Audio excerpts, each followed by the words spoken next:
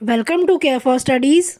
तो आज हम पढ़ने वाले हैं चैप्टर नंबर 3 जो कि है प्लेइंग विद नंबर्स। तो आज हम पढ़ेंगे एक्सरसाइज नंबर 3.6 का क्वेश्चन नंबर 2 और क्वेश्चन नंबर 3। तो चलिए स्टार्ट करते हैं। तो इस क्वेश्चन में हमें HCF निकालना है। अगर हमारे पास दो कंसेक्यूटिव नंबर हुए तो हमें बताना है कि HCF क्या होगा। तो देखो, HCF दो कंसेक्यूटिव नंबर, कंसेक्यूटिव मतलब जो लगातार आते हों, तो उनका हमेशा जो हाईएस्ट कॉमन फैक्टर है वो 1 होगा। एग्जाम्पल देखिए, अगर 13 और 14 हमारे पास नंबर हैं तो 13 14 आपको पता है लगातार ही तो आते हैं, ये कंसेक्यूटिव नंबर हैं। तो इनका जो हाईएस्ट कॉमन फैक्टर है दैट विल बी 1। कैसे? देखो, 13 के एक बार फैक्टर निकालते हैं, 13 के फैक्टर्स आते हैं, 1 भी है ना, और क्या है, 13 है। नेक्स्ट देखो, 14 के अगर मैं फैक्टर की बात करूं तो 14 देखो 1 की टेबल में आता है, 2 की टेबल में आता है ना। इसके बाद 7 की टेबल में आता है, 14 की टेबल में आता है ना। तो फैक्टर्स ये सारे हुए। अब आप अगर यहाँ पर कॉमन देखने जाओ तो क्या है, सिर्फ 1। तो इसीलिए HCF दो कंसेक्यूटिव नंबर का होता है 1। नेक्स्ट देखो, अगर हमारे पास दो इवन नंबर हैं तो क्या होगा HCF? उस केस में HCF होता है 2। फॉर एग्जाम्पल, अगर मैंने 2 और 4 ये दो नंबर लिए हैं तो हाईएस्ट कॉमन फैक्टर यहाँ होगा 2।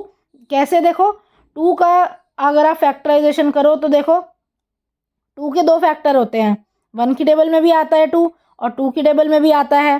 4 कहाँ आता है? देखो, 4 1 की टेबल में भी आता है, 2 की टेबल में भी आता है, 4 की टेबल में भी आता है।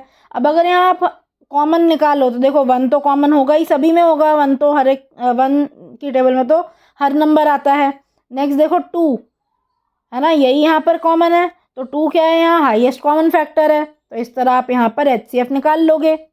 इसी तरह नेक्स्ट पार्ट देखो, दो अगर कंसेक्यूटिव ऑड नंबर है हमारे पास तब हमें बताना है HCF क्या होगा। तो इस केस में HCF हमेशा 1 होगा। एग्जाम्पल ले लेते हैं, जैसे 3 अगर मैंने लिया है ना, 3 क्या है, एक ऑड नंबर है। 5 क्या है, 5 भी एक ऑड नंबर है। तो देखो 3 के क्या क्या फैक्टर होंगे, 3 1 इंटू 3 लिख सकते हो आप, है ना। 5 को क्या लिख सकते हो, 1 इंटू 5, है ना, 1 इंटू 5 लिख सकते हो। तो क्या कॉमन आ रहा है दोनों में, सिर्फ और सिर्फ 1। तो यही आप लिख दोगे कि अगर हमारे पास दो कंसेक्यूटिव ऑड नंबर है तो हमेशा कॉमन फैक्टर जो है उनका क्या आएगा, 1 आएगा। तो एग्जांपल देखो, 3 और 5 जो हमने लिया था, HCF हो गया वहाँ 1। नेक्स्ट देखो, जो थर्ड क्वेश्चन है वहाँ हमें बताना है HCF of coprime numbers 4 and 15 was found as follows by factorisation. तो दो नंबर हैं 4 और 15 और दोनों को प्राइम नंबर है। को प्राइम मतलब दोनों में कोई भी कॉमन फैक्टर ना हो एक्सेप्ट द नंबर 1। तो देखो, 4 को हम 2 इंटू 2 लिख सकते हैं और 15 को हम 3 इंटू 5 लिख सकते हैं, है ना। तो दोनों में कोई भी कॉमन फैक्टर नहीं है। Since there is no common prime factor, so HCF of 4 and 15 is 0. Is the answer correct? If not, what is the correct HCF? तो यहाँ लिखा है कि यहाँ पे क्योंकि कोई भी कॉमन फैक्टर है ही नहीं 4 और 15 का, तो क्या आप यहाँ ये लिखोगे कि दोनों का HCF 0 है? अगर आप का ये जो अगर ये आंसर सही है तो आपको बताना है कि ये क्यों सही है, और अगर ये गलत है आंसर तो आपको करेक्ट आंसर बताना है। तो देखो, यहाँ पर आंसर 0 नहीं आएगा बल्कि 1 आएगा क्योंकि को प्राइम नंबर हैं दोनों, है ना।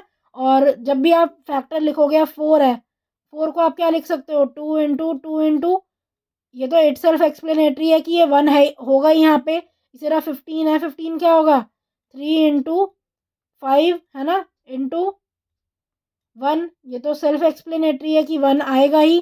तो यहाँ पर क्या हो जाएगा, जो प्राइम फैक्टराइजेशन जब भी आप दो को प्राइम नंबर का लिखोगे तो चाहे दोनों में कुछ भी कॉमन ना हो पर आप लिखोगे कि वहाँ पे जो कॉमन फैक्टर है जो HCF है वो आ जाएगा 1। So thank you for watching. आज की क्लास के लिए बस इतना ही।